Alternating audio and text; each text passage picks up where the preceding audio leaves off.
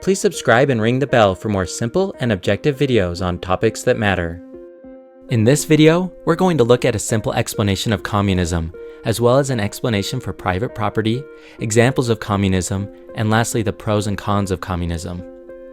Communism is a political and economic ideology that advocates for the establishment of a classless society, in which all resources and wealth are owned and controlled by the community as a whole. The goal of communism is to create a society in which the means of production are owned by the people, and goods and services are distributed according to the needs of the community. In this system, there is no private property, and all individuals work together to create a society that is free from economic and social inequality.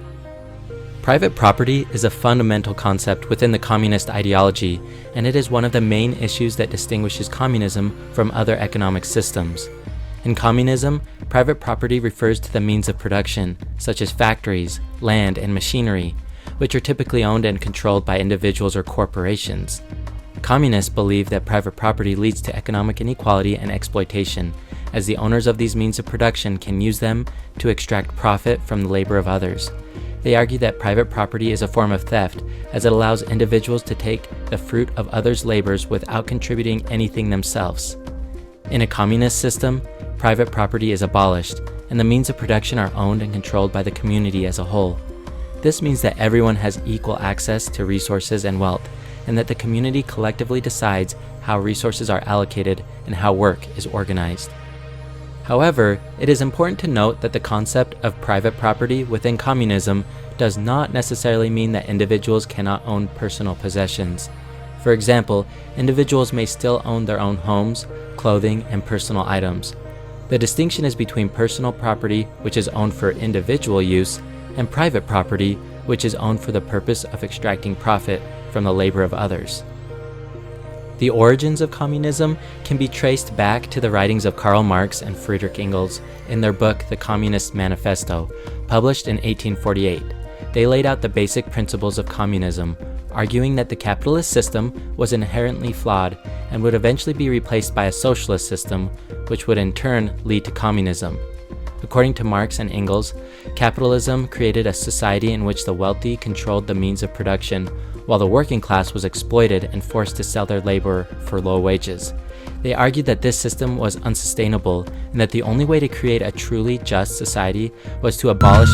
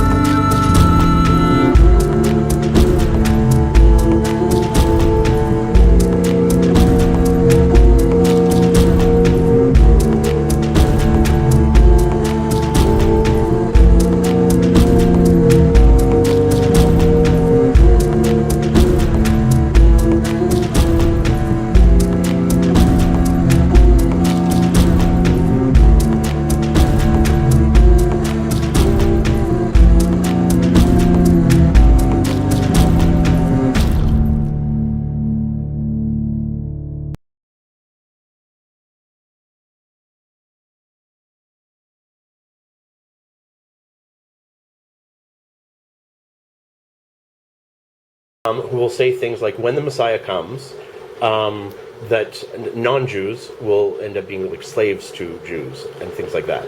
Is that part of, like, where does that come from?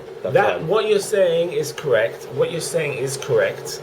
And what does it mean? But that's only when all the Jewish people around the world and here are acting like proper Jews. Okay. And none of the Jews around here are acting like proper Jews. So that's not... And also, what does it mean that they'll be slaves? What does that mean? First of all, where does it come from? Where does that idea come from? I explain to you. Okay. It says, if all the Jews around the world, which is 6 million or 8 million Jews around the world, are acting like good Jews, that praying 3 times a day, the women cover their hair, they're not making any sins, they're not doing any sins, that, then it's a different, then we're acting like a chosen people. So then God says, you're acting like chosen people, so the other people, the rest of the people will serve you. But if the Jewish people are acting like nowhere near the chosen people at all, most of the Jewish people are intermarrying, not keeping the Sabbath, not eating non-kosher, not keeping the holidays, intermarrying, the women don't dress properly, they don't go to synagogue, the men don't keep Shabbat, then that is all, there's nowhere near, they're nowhere near anywhere acting like the chosen people, so there's nothing to talk about that. That is only when all the people act like proper people, then there's something to talk, you understand what I'm saying? Mm-hmm. But then we're nowhere near that stage.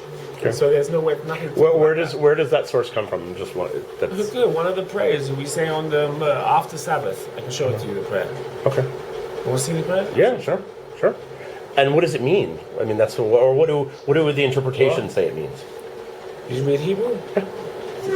Baruch tiyeh mikol ha'amim. You'll be blessed from all the nations. Lo yilcha akol v'akol v'mtecho. 1 second.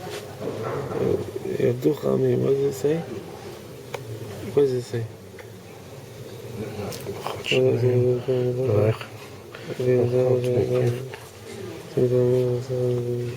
Well, this is all the bracha. You have to see the beginning of the bracha in the pasuk. That speaks, if you do such and such, keep the Torah, then be tinlacha. And then afterwards, if you don't keep the Torah, it continues on. This is just the bracha.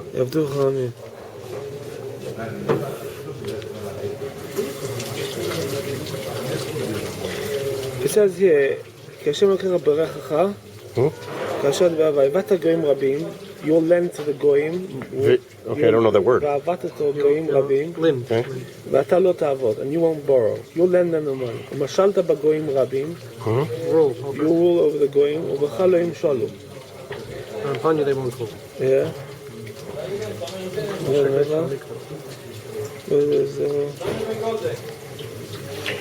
These are all promises brought in the Torah that if you would keep the Torah, then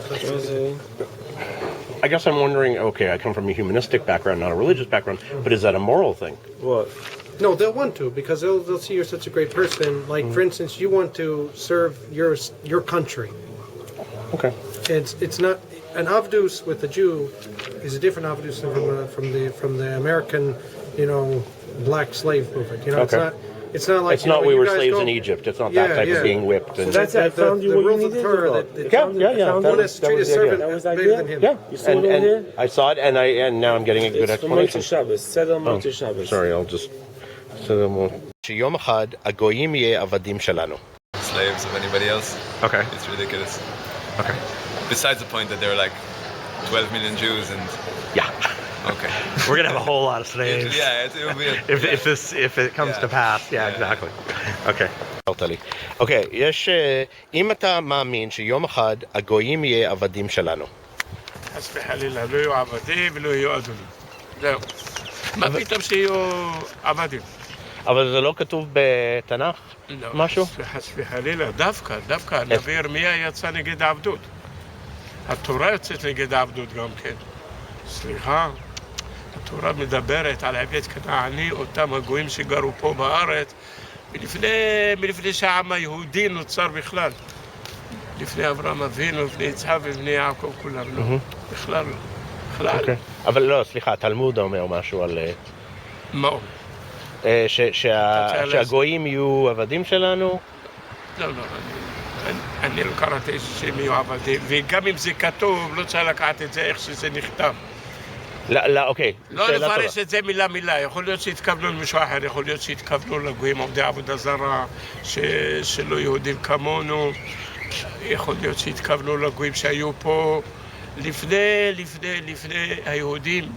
Jews of today are very modern. They don't see it that way, not at all. Okay guys, we have to pay the bill. The slaves have to pay.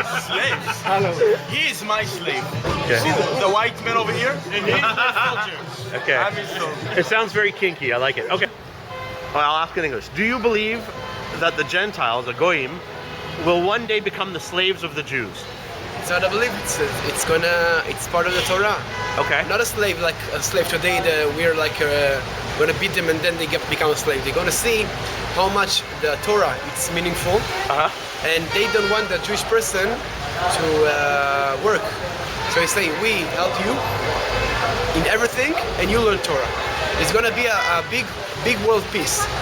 Okay. So it's like. And when is this going to happen? It's not Hashem today. Mashiach gonna come today. So the Messiah has to come. Of course. Okay. No, for it to happen, Yeah. the Messiah has to happen. Yeah. You have to explain that. Omar know it. What? Omar know it. No, Omar doesn't know this. Omar has been told that Jews think they're superior to everyone, and that everyone else has to be a slave to the Jews always. They don't have to be. They're gonna be. They gonna wanna be. Okay. It's not gonna be like